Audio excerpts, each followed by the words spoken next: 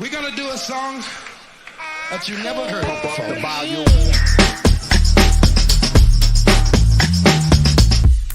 Here they come and get wicked.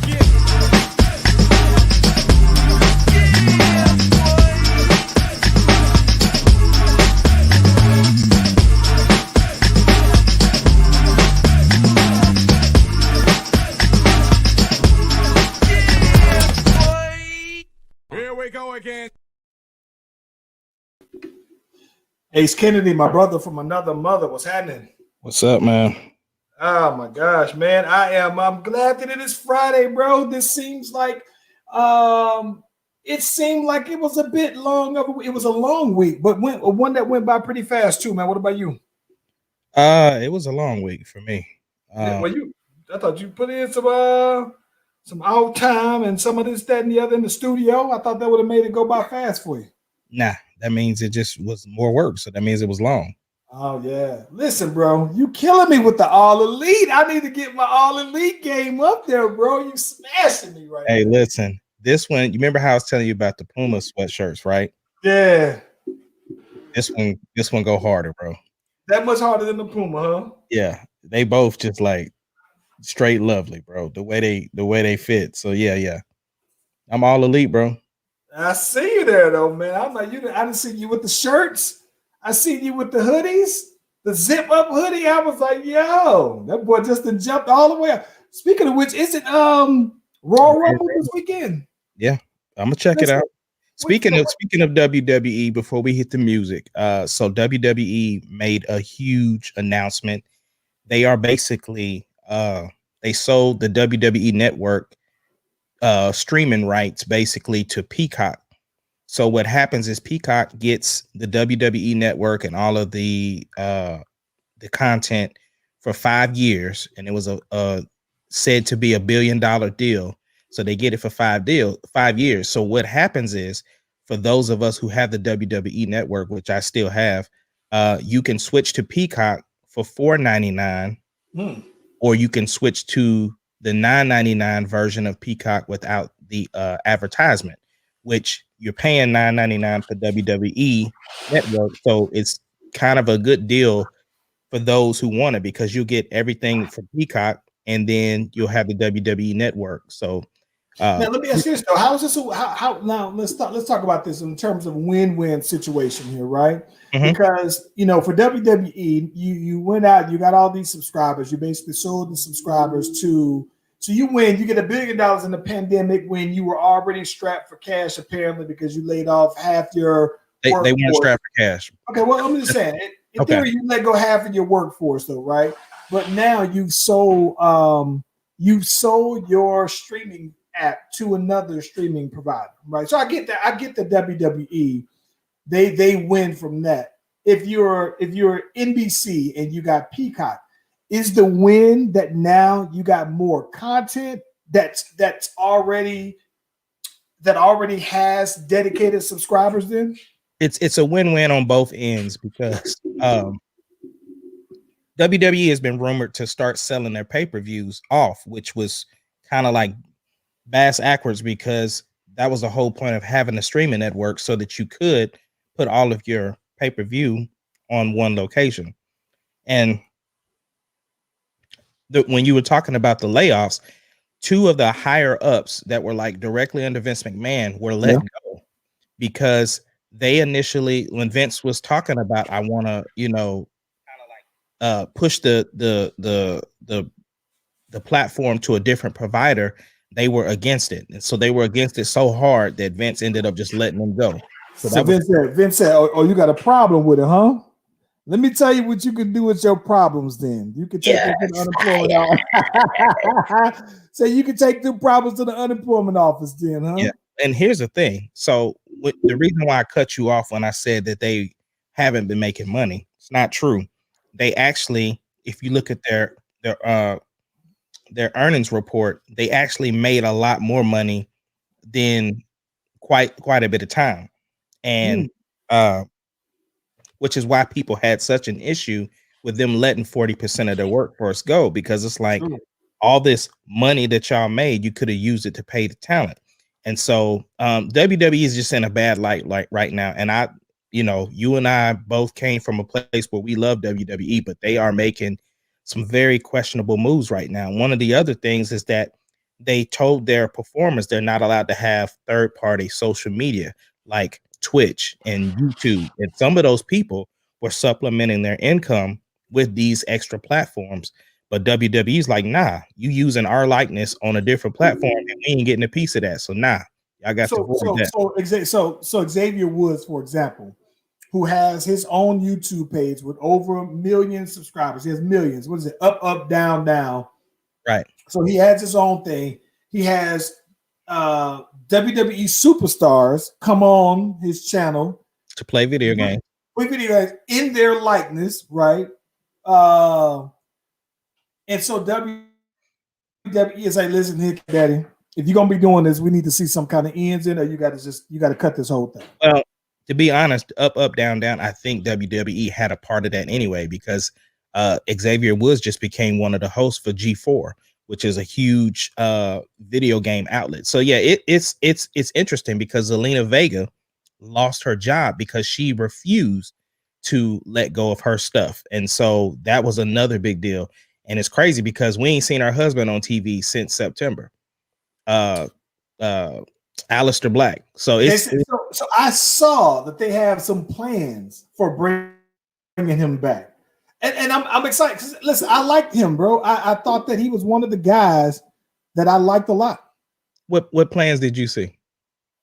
So I saw that there were some plans to bring him back that was supposed to be like next month. And I don't know now. Maybe right now. Here's the thing, though. Like you and I always talk about, just because they bring you back, don't mean they're gonna use you the best. Right. I mean, WWE has an issue with making two people look strong at the same time. That's something that what I love about AEW is because of the fact you could be in a match.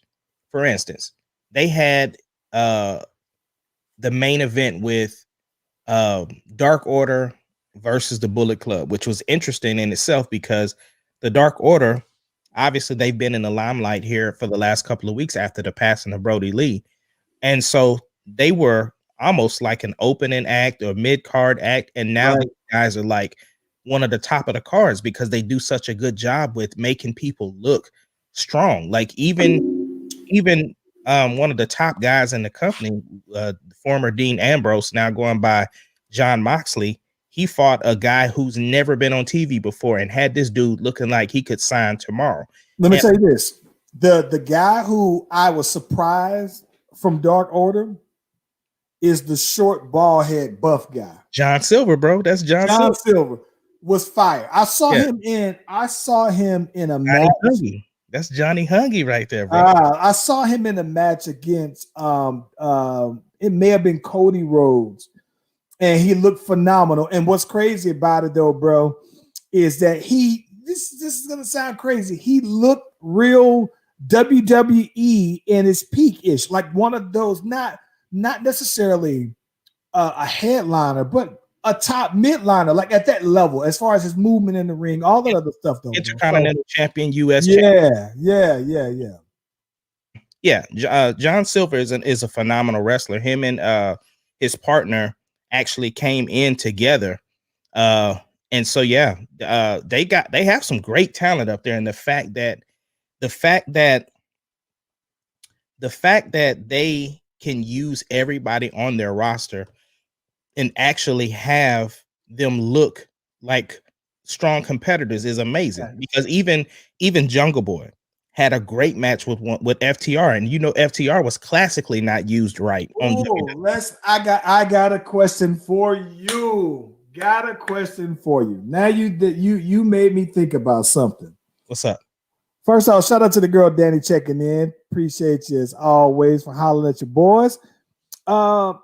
I saw that there is, speaking of wrestling talk, right? There's been a lot of people responding to a lot of this Undertaker conversation here recently. Undertaker's unrestricted free agent now. Getting out there talking about some of this, that, and the other. But he said something that I found to be kind of interesting. I think that one of the things that he said, and I don't know if it was him, but there was a conversation that was around some NXT guys, and specifically, one of the things that came up was that some of these NXT guys that are some smaller guys, right? They wouldn't have lasted or wouldn't have even gotten a shot in the Attitude Era because they're so small. Like they're not cruiserweights. They're regular wrestlers, except that they're just not big. And then here it is, you got somebody like Jungle Boy, who is little as well, but he's as big as Adam Cole and whoever these other guys in NXT are. What about Marco Stunt? Marco Stunt is even smaller. And so I think that it's to me, I think that it tells you the evolution of storytelling in wrestling, that you don't have to be the biggest guy, because you think Adam Cole had the belt for like a year straight over there. So, and he's not looking to get called up to the main roster. So it's interesting though, man, that I've been seeing that conversation come up. They specifically talked about Adam Cole, and he was feeling some kind of way about that though. Well, I'll give you my response after this. Fresh Shape Boss.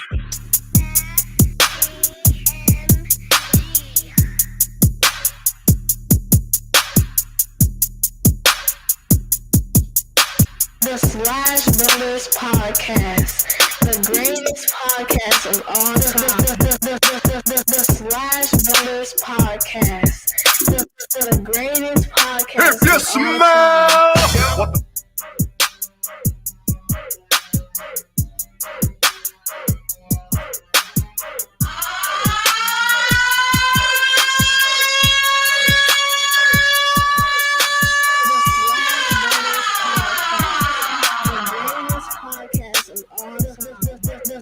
what the Slash Brothers Podcast, the greatest podcast of all time. Yep. Yeah. So for the we mentioned this last week as well. The homeboy Ben, shout out for you checking in. Danny checking in. Listen, next month, for starters, before I go on, if you haven't already, be sure to like and subscribe to the Slash Brothers Facebook and YouTube page. But specifically for all the small business owners, next month. I know my boy Ben checking in, Danny checking in also. All who have small businesses, listen, holla at your boys. I would love to have y'all come on to promote your business. We are looking to do a series next month, all month long, where we have some folks coming on in and kind of giving them a chance to shout out their business, tell us what they do, tell us how they came up with their plan, tell us what they're looking to do, but give you a platform to talk about your business. So holla at your boys them though. But I know Danny, I know she got the she does a lot of the jewelry, beads, things like that. I know the Fresh Ape Boss got the Fresh Ape clothing line. So absolutely though, man. We'd love to have y'all come on though. Yeah, Ben, go ahead with your question, bro. We'll get right to it. But to finish your conversation about Undertaker is not a free agent. He's still signed to WWE. He's just on like a legend deal. He won't be wrestling, but he's like a consultant.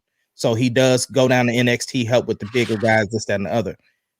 So a couple of things. He actually didn't receive a lot of backlash for that particular comment. The comment he received a lot of backlash for was because he said that the wrestlers today were pretty and they were soft. Like he came from an era where people would come to the locker room, they would have guns and knives in their bags. And like the new school dudes got controllers and gaming systems in their bag, which seemed like a direct shot to Xavier Woods, and a couple of those wrestlers did respond, but I think it was just taken out of context. I mean, I don't think it was. Xavier Wood clapback game was strong now. It is, but he didn't come hard like that. Yeah. He made a statement, and you can tell he was referring to that particular comment. But it's one of those things. Is this Undertaker is one of the most respected wrestlers in the locker room. There's too many people that have great stories about him. I just think that he was in the middle of a conversation and he said what he said. And if you did not watch the entire interview, it's hard to gauge what that. You can't just read that sentence of a whole. Yeah, I get it. Because every era is different when it comes to wrestling. Even before Taker, there was people doing stuff that, he wasn't doing. You know what I'm saying? Yeah. We used to poop. Ric Flair and Buddy Landell, the Nature Boy, and all the other boys. There were some pretty boys that was out there. Yeah. But they were tough guys too. But there was some hazing going on back then that is not tolerated in the locker room today. So yeah, there are things Bradshaw. as people evolve, things. Well, even your boy Randy Orton, Yeah. Randy Orton got stories. So I mean, the thing is that I think it was taken out of context.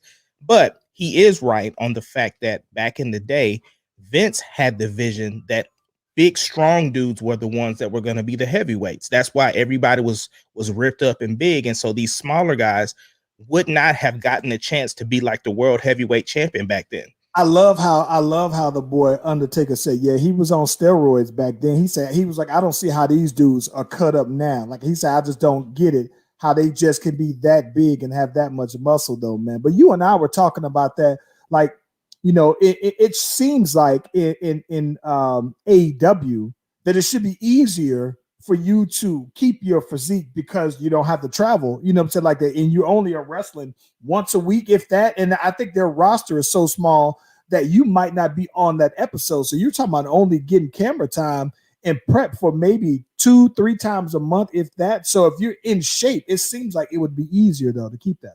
And they, you know, they go to the Jacksonville facility, Daly's place. So I know they have weights and everything else. Yeah. All they can do is, you know, they got to be there early. They come in, I think, the night before they get tested for COVID. They go in, they stay all day for TV.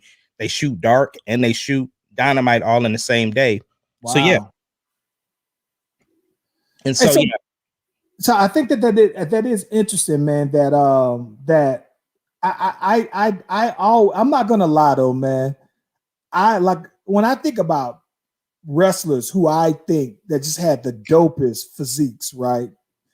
Like I immediately think of like this is the thing about it.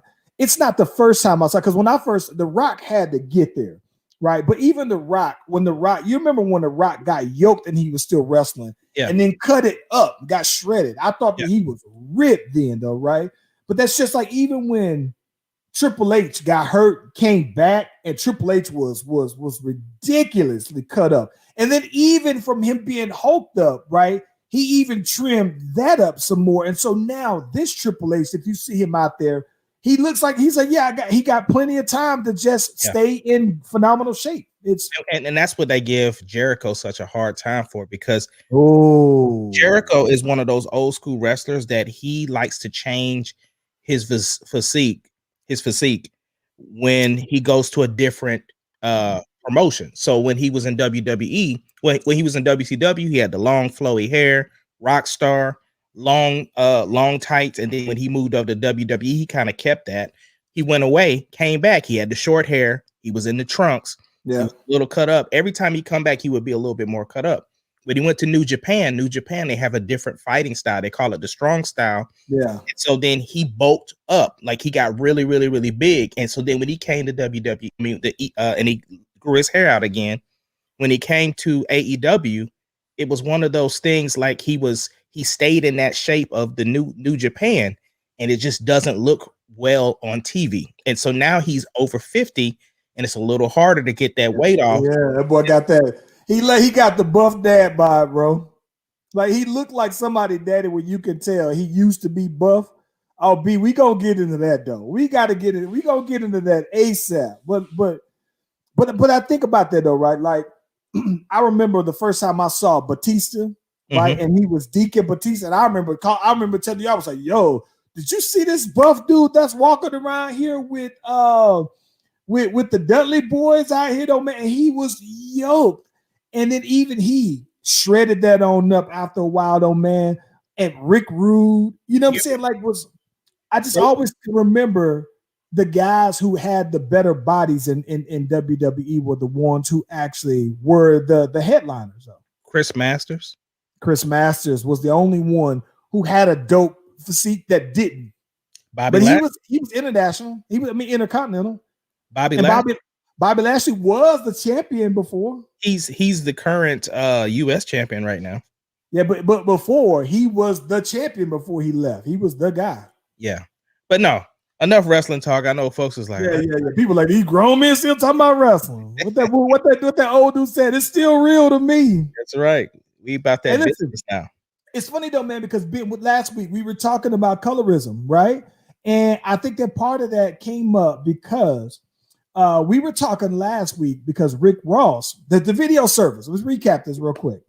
Video surface of a old reality show where the boy Rick Ross was trying to find the first female artist of MMG.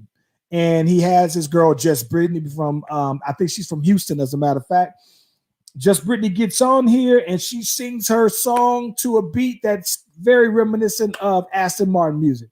She sings a song, and I got to be quite honest, wasn't completely blown away by the vocals. This other sister comes on up here. Excuse me if I'm saying this, Kia. She gets up here, and she is killing it. And I'm talking about this night and day. Listen, people tell me all the time I can't sing, and it would be almost as if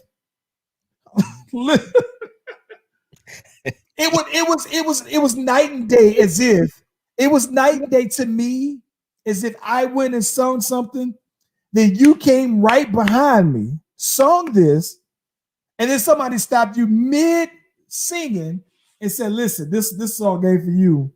Charlie over here killing it." And you know, in your heart of heart, you didn't heard me go a couple of times. You didn't heard these pipes before, right? And so when you sit here going behind it, everybody's looking like, "Whoa!" And then the Dream co-signed it. Lenny S co-signs it and says, "Yeah, this one wasn't for you." And it looked as if they clearly picked this girl because maybe she looked better, but the question came up because she was light-skinned, right? She was very light. She was super thick. Now, thicky thick, right? The other girl, not so much. So that came up. That was the first start of the colorism. But then Danny Lee, she is having to apologize if people were offended by the fact that she has a song called Yellowbone, right? Now, we from Texas, right? Redbone, Yellowbone. We know that means the light-skinned chicks. And I think that for the most part, I'm not offended. I'm not going to say for the most part. In Texas, I don't see how you could be offended by when you hear Yellowbone. Anywhere in Texas, when you hear yellows, we know exactly the description, right? Absolutely. So yeah. So Ben asked the question, like, why isn't Beyonce getting any flack for the brown skin girl song? So I think that he said, is it about status? And he said, I think if Beyonce had a Yellowbone song, bet money it goes number one. And I 1,000% agree. And here's the difference, though. Why I think that would be more accepted from Beyonce is because she is from Texas. So I think Beyonce saying Yellowbone would be Texas terminology, Texas slang specifically. So I think that she would flip Yellowbone from a standpoint of this is a Texas thing. Now, with that being said, my personal opinion about that is I do think that I do see the difference, though, in Beyonce having brown skinned girls, right? Because I think that it's Beyonce, a girl who is fair skinned, right? And she has fair skin already, and her singing brown skinned girls means that she's implying of all girls of brown complexion. Whereas yellows is very specific. It's typically high yellow. And everybody knows what we're talking about when we talk about them high yellows. Typically got that good hair, the mixed chick look. That's the difference, though. Am I wrong in that, Ace? You're not wrong in that, and I blame all of y'all for this light skin versus dark skin. When y'all, I see your memes. I see your memes because I'm gonna tell you that Delonte. I mean, who is that? Oh my gosh! Keep talking because I'm gonna bring it up. I know. Oh my gosh! I think that. Listen, I think that the big thing to me. Don't get me wrong. I think that if Beyonce came out with Yellowbone, I would be probably one of the, and listen, oh my gosh, listen. If Beyonce came out with a song called Yellowbone and she had some screw anywhere in the song, if there was a moment in the song where Beyonce is talking, because she's already said something very similar to, that she's referenced something like that in what was that song? You remember the song? I got hot sauce in my sweat. I got hot sauce in my bag. Sweat got it. I want it. And I want, you know what I'm talking about? She references that in the song. But if I hear Beyonce with a song called Yellow Bone, and she has 5 seconds of screw in it, I'm losing my mind, and I'm probably one of the first people screaming to the top of my lungs to tell you that this song is a hit record, bro. And I'm biased to Beyonce. I've already said that. But at the end of the day, I do think that brown-skinned girls and yellow bone, two different things. But then, since everybody is so butt sensitive these days, oh my gosh. Listen. They was talking about this is what them light-skinned dudes be doing. Bro, Michael Beasley, bro. Listen, I'm not gonna lie. Listen, man. I hate to be the one. Listen, man. Listen, I don't wanna co-sign any foolishness that contributes to colorism. Mm-hmm. But H. Kennedy, I'm gonna be honest with you. This is one of the most light-skinned pictures I've ever seen in my life, bro. It's one of the most light-skinned things that I think I've seen, bro. Like, listen, think about this though, bro. You're not gonna see no dark or brown complexion dudes doing this. Like, he don't got the hair to do it, for one. Listen, okay, so Kevin Gates is almost, he's not light. He is light. Kevin Gates is lighter skin.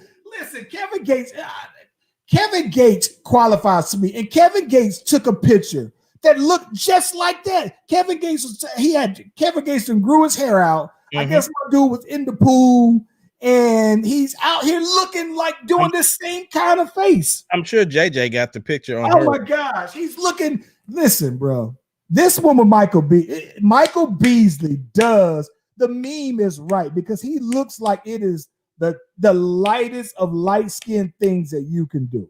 Yeah. I don't want to condone colorism. Right. Especially listen, bro. I don't want to condone colorism, especially in the African American community, because I do, but it exists. And my thing is, I'm not going to sit there. I would be remiss at the same time if I tried to tell somebody I do see color, and then that be excluded when I'm talking about black folks. Like, yes, we do see color, and apparently, I mean, people do look at a music-wise, industry-wise, right? The fair-skinned girl differently, man. I mean, it's dog, listen, bro. Okay. Where would you put? Let's think about not even just music. Let's just talk about let's talk about Hollywood, right? Yeah. There were some dark skin. How many are out there that you would put out there? Dark skin. Lupita's the first one that comes to mind, right? Yeah. But oddly enough, here's the funny thing: Halle Berry, yellow bone. Lisa Ray, who actually came out and said something about this, basically had a comment about this, yellow bone. Now, what I think is funny is that I saw Vivica Fox also responded to this, just talked about it. And she says, no, I think that Danny Lee had that song as a sub to the baby mama, his old girl. Like no, he got a yellow bone now, not just I'm a yellow bone. He got him a yellow. I haven't even heard the song, so I've never even heard the song. Right.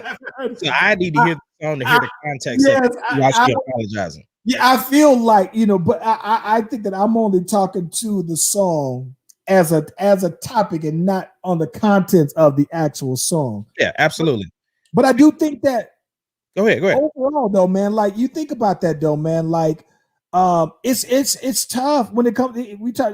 My girl Sherry, shout out to Sherry, checking in. She's a Texan also out here in this Georgia, but it does talk about it does speak to in modeling. I would imagine usually though in modeling, I mean it's like it's weird because I've always seen that in modeling, it's either one. Either they prefer you to be really dark or really light. They don't really have very much love that I'm aware of for the in-between color though. But it's really dark or really light. Now, you know something we never did bring up on the podcast? What's that? Plies' teeth, bro. Oh my gosh. Listen, bro, how random is that you would just bring? What made you think about that anyway? Because I was looking at JJ stuff trying to find that picture of Kevin Gates and I seen it and I was like, oh, we never did talk about that. Why Plies getting his teeth fixed made him look 10 years younger, bro? I know, right? And his mama was so proud. Hey, listen, I'm not gonna sound I'm gonna sound like a hater when I say this, when I ask this. But is it just me? Or does it look like all his teeth look like front teeth, bro? Yeah, they look like chiclets, bro. They all look. I don't want to seem like he went to the same dentist as Roman Reigns, fool. Oh my god. I don't want to seem like I'm a hater, bro. Like they're perfectly white and they're perfectly straight, but it looked like all of his teeth are the same size. And I would imagine that he has one hell of a bite into a sandwich. Listen, he need to start an Instagram just for his teeth, bro. Plies teeth. Plies teeth. Because he said he done joined what's my boy name to be shouting on the records all the time? Oh my gosh, got the kid. Oh my gosh. What is his name? We the best. Oh my gosh. DJ Khaled. Khaled. He said he enjoying Khaled, bro. He didn't retire, bro. Retired from what? Oh my god. Oh, yeah. That boy said that wolf ain't getting these teeth, man. Oh my god, I didn't see that, bro. That was the funniest part about the post, though, man. That was the funniest thing, though, bro. Yeah. I'm listen, bro. Shout out. Listen, I'm not mad at all, and I don't. That's what I'm saying. I don't want to sound like I'm hating on him. Not at all. You just making even Rick Ross. Rick Ross went to like Colombia to go get his done. And Joe Rick Budden Ross got his teeth done. Well, yeah, Joe Budden looked crazy too. Well, yeah, he looked like he got more teeth than he started out with. Oh my gosh, that's all I'm saying about Rick Ross. Listen, Rick Ross. So this is the part. This is the bad part about it, right? Rick Ross was on. He was on First Take, and I can tell he just got him done.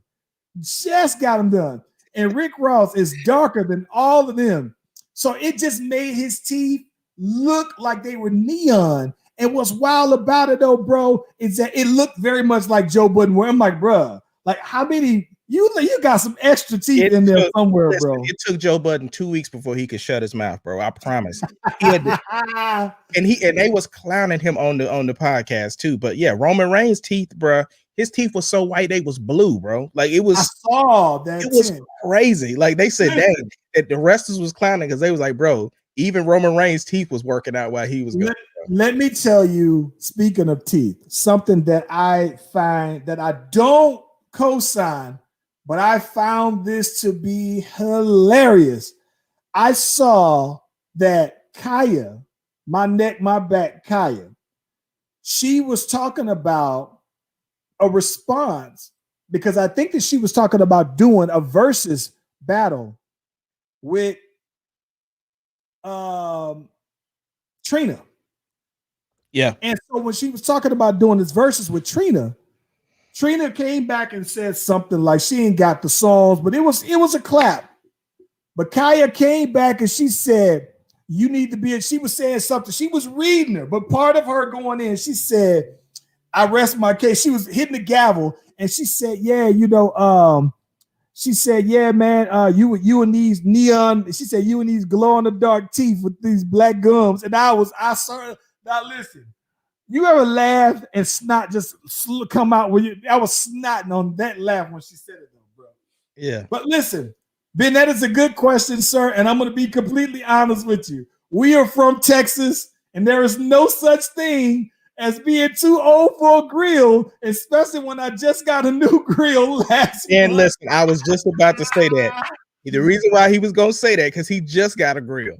He just hang on. Then he Let me says, go get my grill. Let me get my look, grill, bro. Hold then on on. top of that, this is the thing. He gets the grill and he's super duper excited about it. And he's like, bro, I can't wait to put my grill in. Fool, you wearing a mask right now. We in a pandemic. You ain't showing your grill off to nobody unless you driving around in your car. So yeah, he was super excited about this grill. He must have got it for his 40th. But funny thing is, I've never had a grill. I've never got one. I think the only trend that I did when it was popping, I had the colored contacts. I remember getting them. I had like some hazel contacts. I think that was the only thing that I really stuck to was I got the colored contacts. So yeah. You got color contacts. No, we was talking about back in the day, like when I said I never had a grill before. So when I did have something, the fad thing that I did was I had the colored contacts. Hey, listen, I remember you trying to put some contacts in your eye, though, bro. That thing, listen, that thing took you about an hour to put them in, and then you was like, "Yeah, man, how they look?" And I was like, "Bro, your eyes look red as hell." Fresh grill, though. Oh, fresh. You can never be too old because I'm a man. I'm 40. Yeah. So some news came out about T.I. and Tiny, bro. Yes, sir.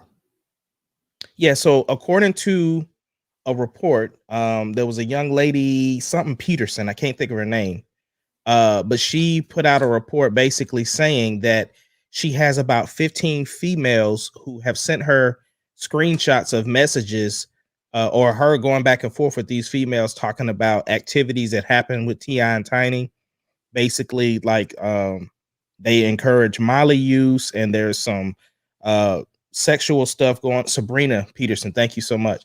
And so yeah, and so she even said that they had a gun to her head in front of her kids, and just all kind of allegations. Now, both T.I. and Tiny did make a statement, or a rep.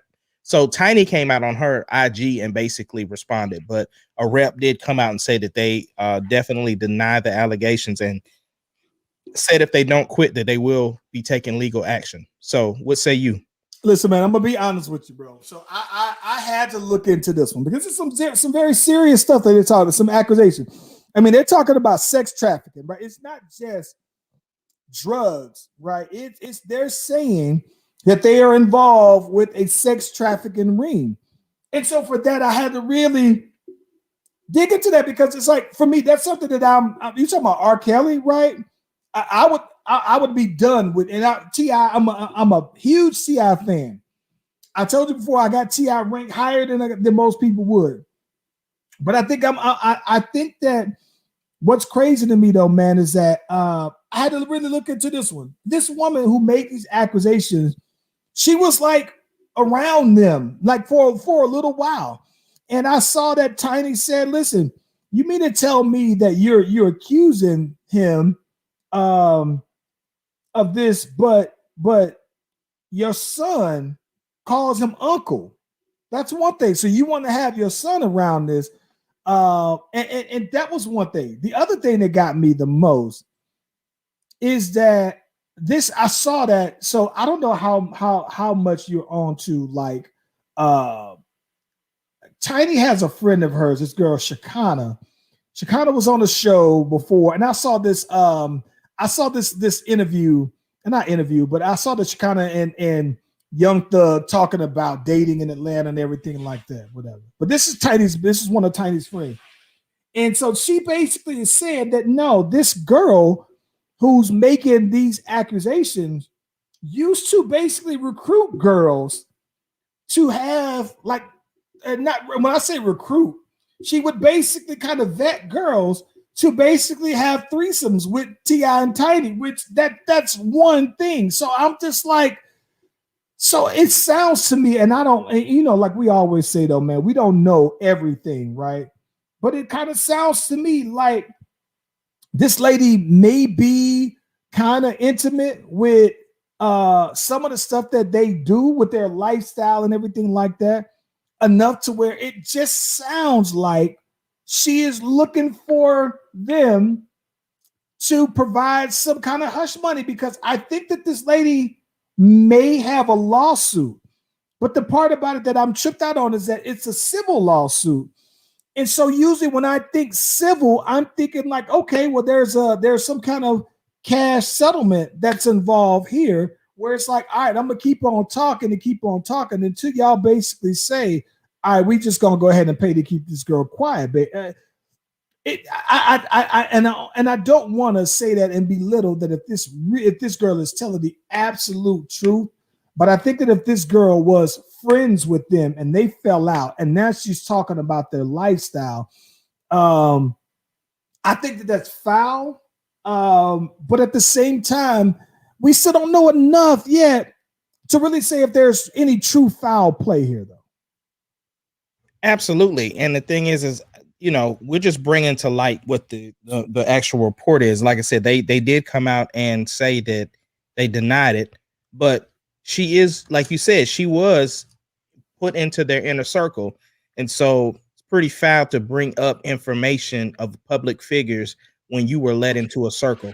And so that's pretty troubling. Like, maybe they cut her off, so now she's looking for that payday because she can't get nothing going on. So she don't got an NDA. I think that's why Kanye, when he broke up with Amber Rose, she had to sign an NDA.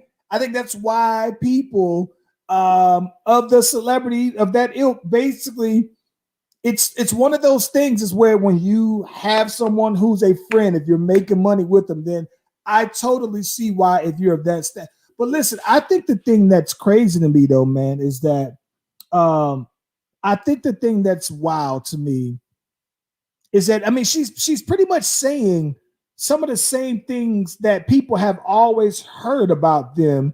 She's just kind of confirming it, right? Because she's basically saying, hey, you know what? This girl, there was a girl who basically said that she used to, that she was brought on and then held at gunpoint. Well, we already know that T.I. went to jail for gun charges or whatever. And they said that he had cocaine. Well, T.I., when they pulled him over in L.A., I think they said he had a gun and cocaine in there. And they said something about Molly. And those are things that I think that people generally associate with them. Like, and I'm not saying that that's their label, but I think that she's basically repeating things that most people have long associated or things that have been tied with their past. I think that she's bringing it up to light and saying, no, I personally have seen these, or I'm personally involved and close enough to know those things though, man. But I don't know, man, like, unless it's anything criminal, you know what I'm saying, then I guess I don't really have a problem. I mean, you all I'm hearing is that T.I. and Tiny, they like to have threesomes periodically, and so they like to, do drugs when they have their threesomes. And for that, if that's what you like to go on in your bedroom, then that's one thing. But I don't. Sex trafficking, the criminal side of things, that's the part that I don't really see enough to make a comment specifically on that part, though. Absolutely. I mean, obviously, just like what we did with the Megan Thee Stallion and Tory Lanez, we have to wait for more details to come out. But if, like you said, if for some reason that stuff is true, that's tough.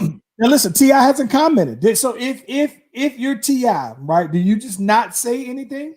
His rep did. So you leave it to your publicist. I mean, that's what you paid him for. Now, so this is T.I. who has a podcast. Yeah, who loves to talk. Yeah, but here's the thing. If I'm T.I. though, right? Because here's the thing. Once you clap back legally, where it's like defamation of character, whatever the case may be, you ain't got to say nothing. Because then the thing is what happens is months later and the charges are dropped. You know what I'm saying? The girl apologizes or something like that. When that legal action hit, you know what I'm saying? She's got to be prepared for that, knowing that could blow back. So I'm pretty sure what they're probably doing is weighing out the options of what type of evidence does this girl have. But the publicist did already release a statement. So I think she might be working on, I'm not going to say she's an opportunist, but it sounds like, bro, I'm just, listen, man. it would hurt my heart for someone who is a true victim, right? To see this and then this be like some kind of financial gain, right? Is there an opportunity for her to? It's one thing if she's saying, no, you know what? I want to press charges. I want these people to be in jail. That doesn't seem to be what she's looking for. And so when you're not looking to go to that point, I just wonder like how much of this is just, you know what I'm saying? Like, is there a financial opportunity here? That time will tell. Because like I said, if from both sides, time will tell. Like if they're gonna pay her off for hush money, or if it's just legally cheaper to do it that way, or if they decide to no, we going full, we want to nip this in the bud right now, to deter other people from trying to do that. Shout out to Brittany Rowe. Happy birthday, girl. Happy birthday, Brittany Rowe. Out there in Colorado enjoying herself. Hey, listen, let me ask you something. Let's switch topics for just a second here. Let's go. Hang on, because I wanted to ask you something, bro. What is going on with this GameStop business? Can somebody explain to me exactly what is going on with all week long? I've been seeing screenshots, stories about GameStop and stock prices and this, that, and the other. Can you explain to me exactly what's going on? And shout out to the homeboy Chris. Chris trying to explain this to me, and bro. So basically, like this, there's these hedge funds that kind of look at different stocks and stuff like that, and they look for ways to find, like, so GameStop was going out of business, they're going bankrupt or something to that effect, and so they're betting on this to crash so that they could buy as much stock and then sell it off for a profit.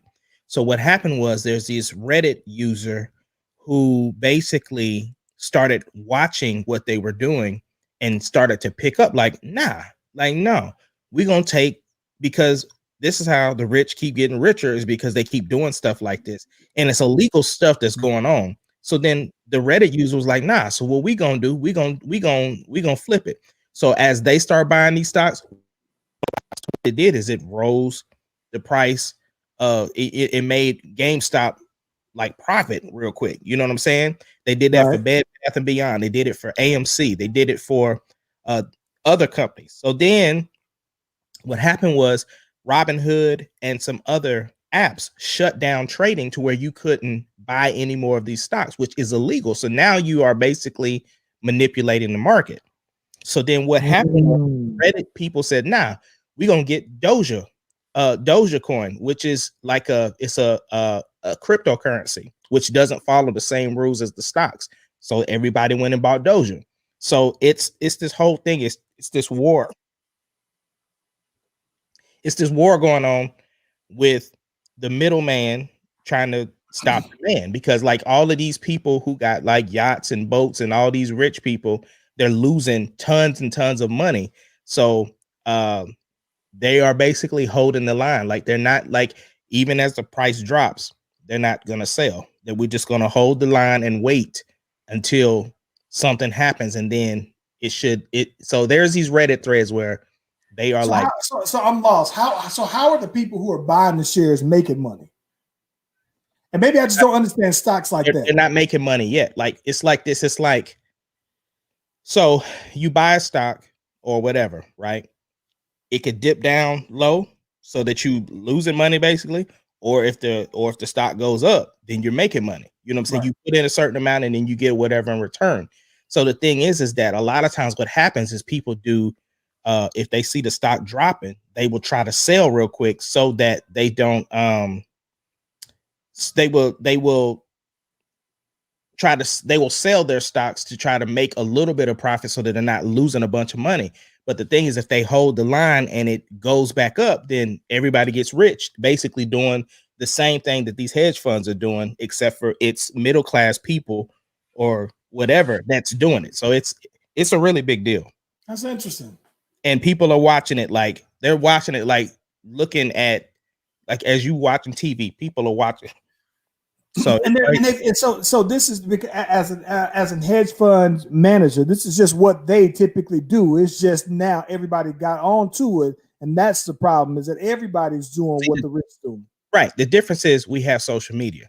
So back in it, I think it was like 2008 or something like that. There was something like this similarly that happened, but people lost out on money. But these companies, they got the bailout on it, whereas everybody else just lost their money.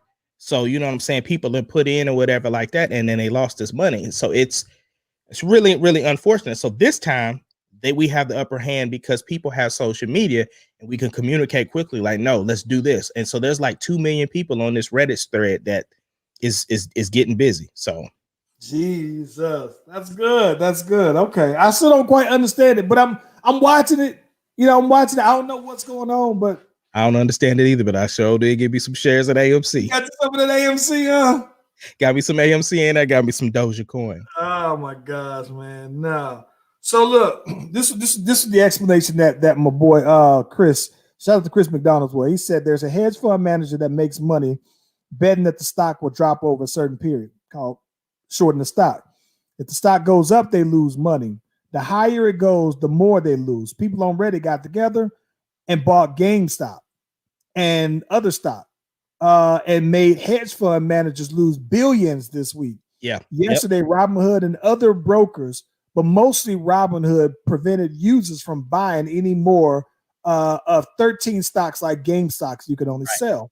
Yep. And it says today, Robinhood made that list 50 plus stocks that they put limits on how many you can own. Example, if you have no GameStop, you can buy one share. It says if you already have shares on GameStop, you can't buy any more. So this says there's more to it, but that's pretty much a start to it. So it's manipulating, and you cannot. That's illegal. So there's class action lawsuits against Robinhood right now and some of the other companies because you're not allowed to manipulate the stock market, and that's exactly what they're doing because the rich people are getting upset and they losing out on billions of dollars, and so that's a problem.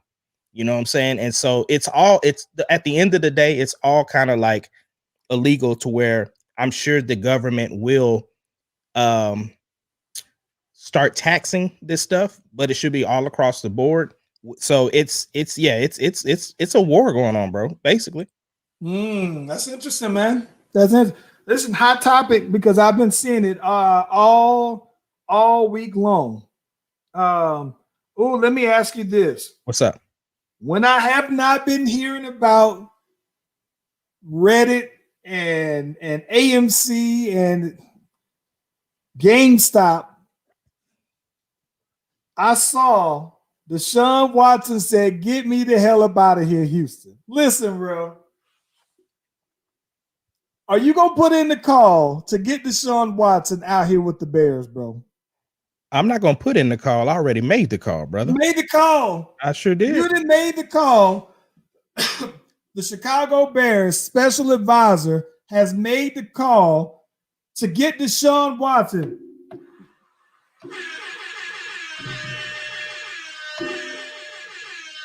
Who are y'all giving up to get Deshaun Watson? What moves do y'all make? Anybody but Khalil Mack.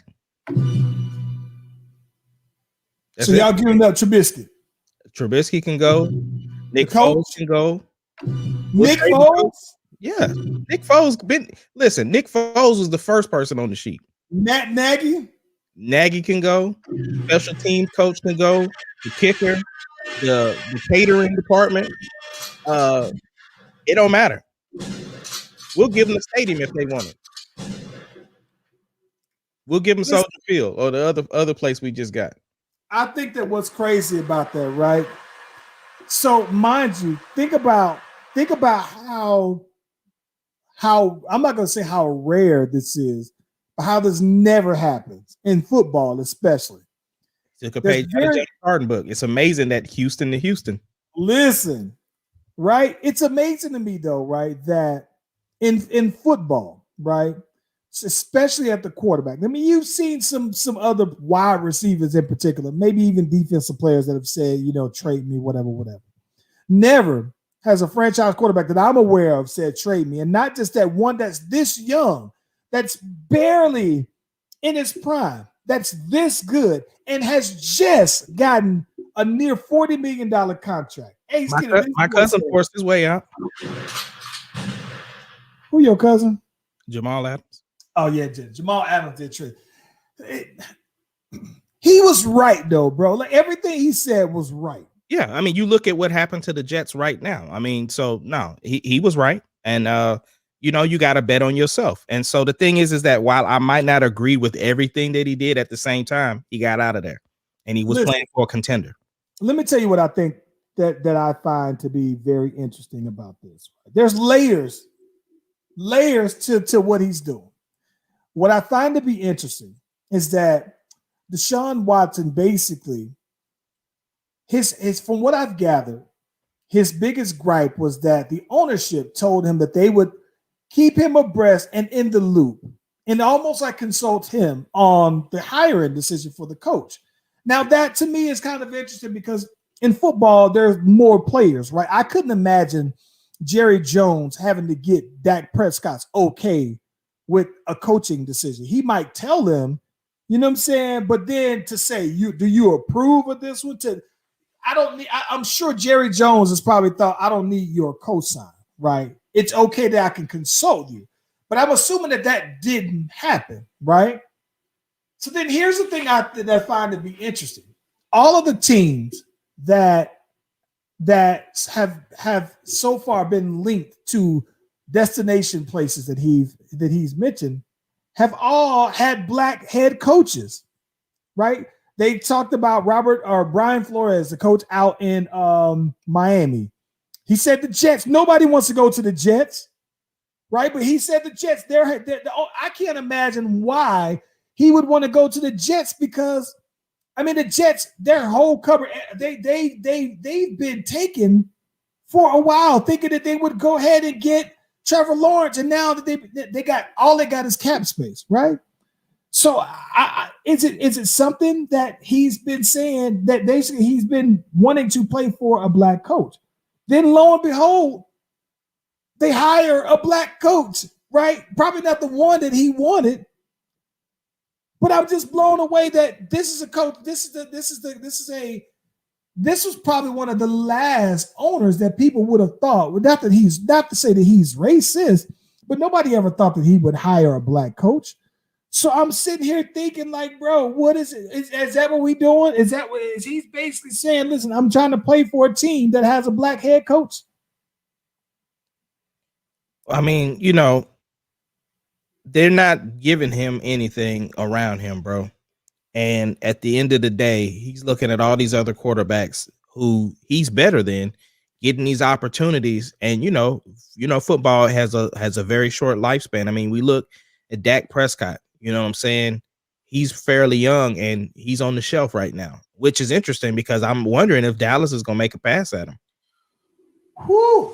Dallas just said that Dak Prescott is their guy. And they didn't want to pay Dak Prescott that kind of money. But I guess it's different when you're comparing Dak Prescott and paying Dak Prescott to Deshaun Watson versus actually paying Deshaun Watson. Like, to be quite honest with you, right? If I'm the Dallas Cowboys and you know that you have to pay Dak Prescott about the same amount of money, if Deshaun Watson is already getting that, and you feel that Deshaun Watson is worth that because you've already offered Dak Prescott 37, which is less than Deshaun, so you feel like Deshaun is worth that. You might as well go ahead and go after Deshaun Watson then, though, right? He's younger and he's healthy. Well, no, I think they're about the same age, if I'm not mistaken. When he is healthy. Younger, when I say younger, I'm talking about in NFL mileage. Okay. Listen, I'm gonna be honest with you. I think that this is the weird thing. I think that with this particular year, right, you got to think of all of the possible quarterback changes, right? I think that Ben Roethlisberger, like if he wants to play for a black quarterback, if he wants to play for a black coach, I would want to see him go to Mike Tomlin. I would root for him harder playing for the Pittsburgh Steelers. Like, I would really root for him. I wouldn't say I'm a Steelers fan, but I would be rooting for them to win if he went to Pittsburgh. That's one. But I'm just sitting here thinking like Ben's going to be gone. Matt Stafford asked to be let go, right? And they agreed that that's something that's going to happen. And we don't know Aaron Rodgers' future either. Aaron Rodgers' future is apparently up there. Drew Brees will likely retire. I would love to see us. And listen, I'm going to be honest with you. I would see us going after Deshaun Watson, even if that meant that we had to get rid of Michael Thomas in order to do so. If they said, if we had to keep Michael Thomas or Alvin Kamara to get Deshaun Watson, I would say, okay, yeah, we got to. Now, I only say that because the Saints have had a history of Michael Thomas's, right? We've had somebody who Drew Brees has turned into a Pro Bowl wide receiver that people didn't see coming. Michael Thomas was good at Ohio State, but I don't think that anybody saw him being this great. And I think a lot of that had to do with Drew Brees. So I think, not to say he's a system wide receiver, but we've had Brandon Cooks, right, who's gone on to be in Pro Bowls. They didn't sign him to a big. We had Jimmy Graham, right? We had Marcus Colston. So we had Joe Horn, guys who played with Drew Brees, who we put up stats. I think that if we had to get rid of Michael Thomas to get Deshaun Watson, I would go ahead and do it. Yeah, I feel it. I mean, I think if any team has a play, they need to look out for. I mean, because look, the Patriots. Who else? I mean, there's so many teams that need quarterbacks right now.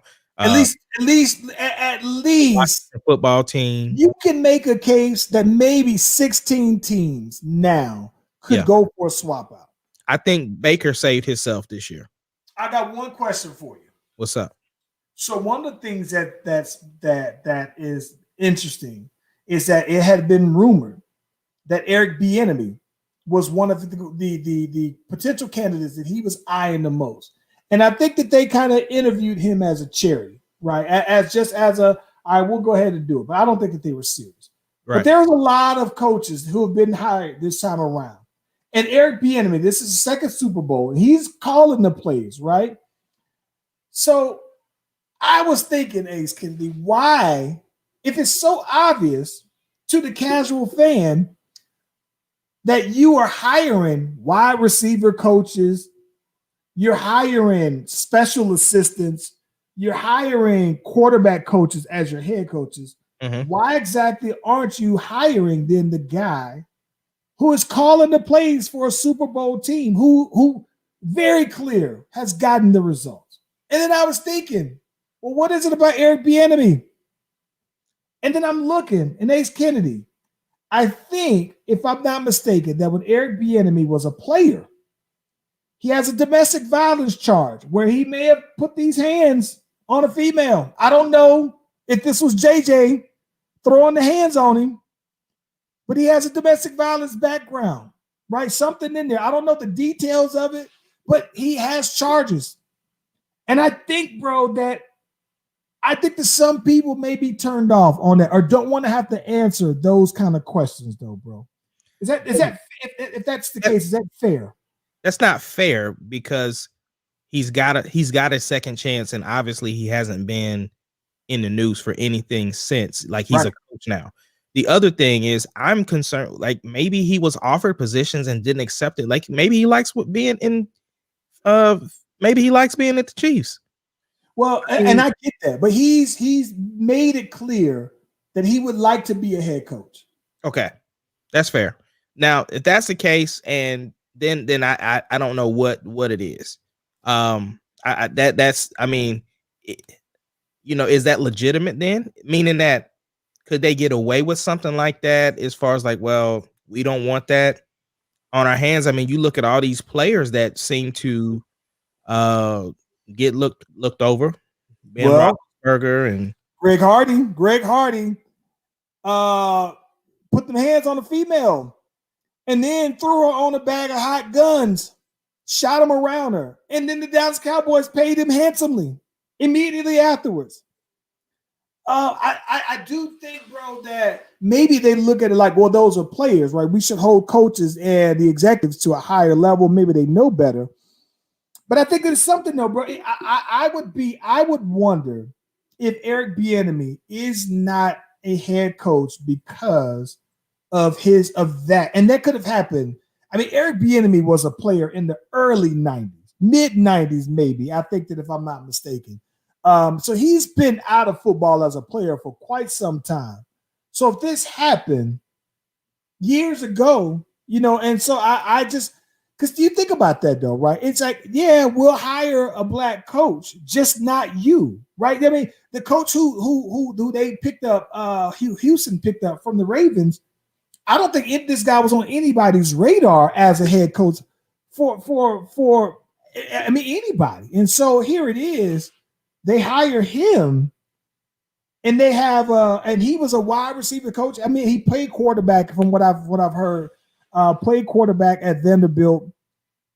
Has an offensive background, but I mean, Eric Bieniemy is calling the plays. He's won a Super Bowl as a caller. I would love to hear from one of those owners or general managers on why they felt like, no, he wasn't our guy. Come on, bro. You know that ain't happening. They can't answer no questions about Kaepernick. You know they ain't answering no questions about that. I can see that. That's true. Very true. It is interesting though, man. I think that I am just kind of curious though, man. Listen, I didn't get a chance to watch that Wanda. I'm hoping to go ahead and catch it now. What's happening though? So this episode, if I'm gonna just say this, I can't really go into too much because it would be considered spoilerish because of this particular episode. If you have given up on Wanda Vision, or if you're trying to figure out what's going on, or you want to know what's happening with the series, this is the episode to watch. This is the one that feels like we're in the MCU. That's the only thing I can really say. And so with that, I think that the feel of this episode is what you would be excited about. Like it's like, okay, I'm so into this now. This would make you feel like the Mando. Give me hype. You said Mando. Well, I'm just saying, like, a lot of people look forward to Mando each week. So I'm saying, yeah, Mando, listen, Mando set the standard, bro, for me. I mean, Mando, golly. Here's the thing though, right? I believe in Kevin Feige.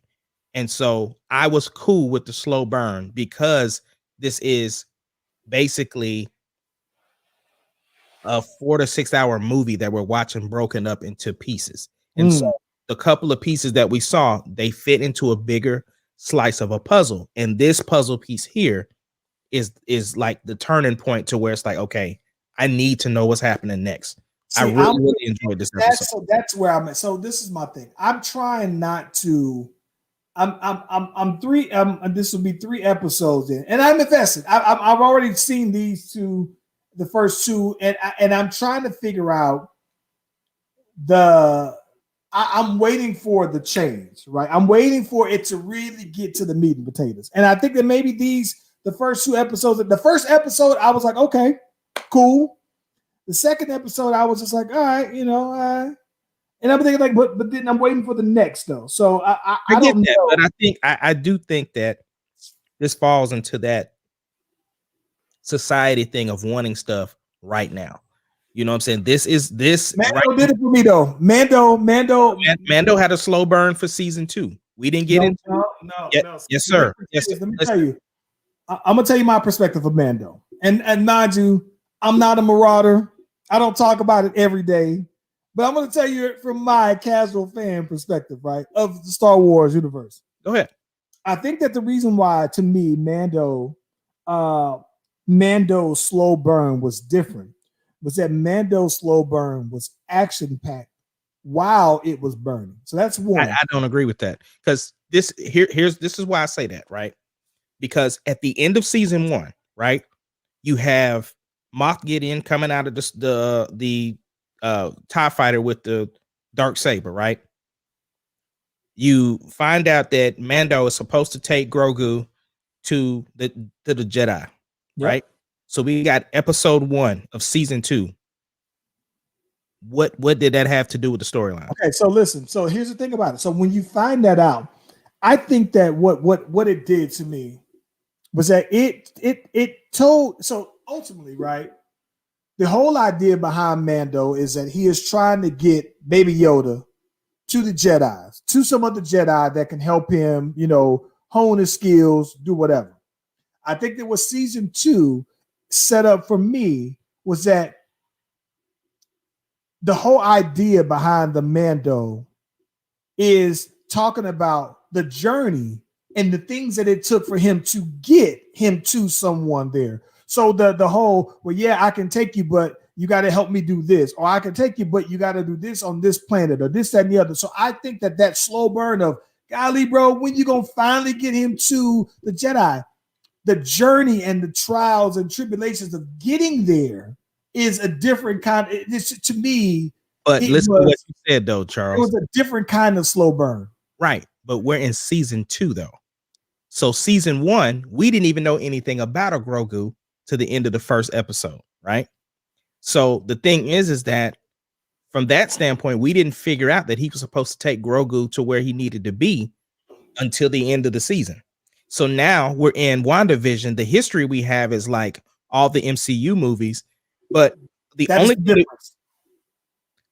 that we need to know, though, for Wanda Vision is something is not right, and we want to know why it's not right. That's what. Listen, I'm gonna tell you this. This is one of the things that I think that's different. One of the things that I think that's different about this slow burn is that when it comes to the Mandalorian, Mando, this is our introduction to him, right? We already know. Okay, as a casual fan, this is my first introduction to Mando. I never knew who Mando was. This is the first introduction to Mando, period. So this is my first introduction to him. So I understand that it's saying, all right, you know what? If it takes you some slow burn, and that slow burn means I'm getting familiar with Mando, that's cool. But for Wanda, I already know who they are, right? I know where the Marvel Universe last left off. So now I'm thinking like, all right, we'll get to the point of how this fits with it. That's my issue with the slow burn. Well, I say all that to say, watch this episode and you should be happy. I'm about to watch it right after the pod, and I will call you and break up your studio session to let you know that I peeped it out and tell you what I think about it. But I'm watching that immediately. Well, yeah, big game tomorrow for Deuce, the Dungy Night. It is the Dungy Tigers, aka the Star Spencer Bobcats, versus Douglas High School. So it's going to be interesting. And again, what is the Dungy Night? What do you mean? So back in the day, Star Spencer used to be Dungy Tigers. So this is the Dungy Night where they honor that legacy. And they wear like the Dungy uniforms. And it was like a big rock. I mean, it's Colleen Ellison for them. You going to the game? As media. There's no fans allowed. Today or tomorrow? Oh, okay. Yeah. Next week is gonna be. You got a lot of stuff going on next week, though, man. It's the icy princess birthday next week, huh? Yeah. Little princess birthday. She's gonna be 5, which is unreal. Very unreal. Yeah, especially if you've seen her start. And so we will honor her next week. And I will show you guys her journey. And of course, I will be bringing out the miracle video for those of you who have not seen that. And yeah, it's a lot going on. Super Bowl. No, Super Bowl is 2 weeks out. 1 more week out. Okay. Yeah. Yeah, man, that's all good. Well, listen, man, let's get this on. Like I said, if you haven't already, be sure to like and subscribe to the Slash Brothers Facebook page for all of our notifications on when we're going live. Subscribe to the YouTube page. We're looking to put more content on the Instagram page as well. Listen, man. Also, we got the tour. We on that Twitter. We try to get more active on our social medias from those pages. I think they're here lately, man. We've been trying to do a little bit better job at that. Bear with us, but we stay active on social medias on our own personal accounts. We're trying to get that same activity on the page. Also, man, listen. If you know somebody. If you are an entrepreneur, if you are a small business owner, we would love to get in contact with you. Over the next month, we are looking to do a series where we are celebrating and helping promoting small business and small business owners. So if you have a business that you would like to help use our platform, we can help you guys promote it. Tell us about your business. Tell us what you do, how you got it started, what inspired you, all that good stuff. Holler at your boys, and we'd love to tell your story, though, man. Let's get out of here. It's gonna crank that music up, DJ.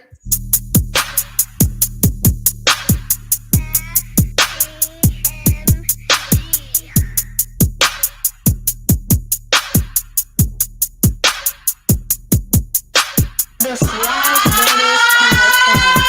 The greatest podcast of all time. The greatest podcast of all time. What's your name?